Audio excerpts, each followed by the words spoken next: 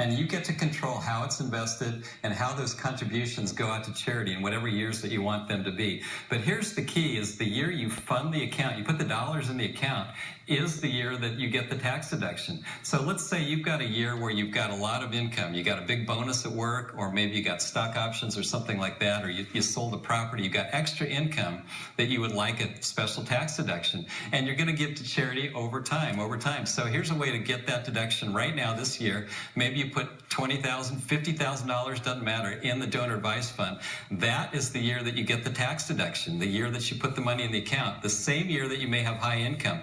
Now, in future years, you manage that money and you dole that money out as you see fit to the charities of your choice. You don't get a tax deduction then because you've already received it up front, but it's a great way to match the tax deduction in the year where you're in a higher tax bracket. Right. We talk about tax planning quite a bit on the show. It's called Your Money, Your Wealth, and we look at, hey, maybe you want to take some money from an IRA and move it into a Roth IRA. Well, that's a taxable event, so that could create a lot larger income in that given year. Well, you can offset that tax by planning a gift and using a donor advised fund. Now you have the money. You're going to give the money to charity anyway. Let's say you give $5,000 a year. Well, you just bunch up those overall charitable gifts into 1 year. You get that nice tax deduction that given year. You get the money into the Roth IRA, for example, and you pay very little tax doing it. So it's a combination of multiple different strategies of what you have to take a look at. A lot of individuals will just look at one thing in a silo. Hopefully now you can see that if you look at it across all different layers of planning, you're going to be a lot more successful. Hey, we got to take a quick break. When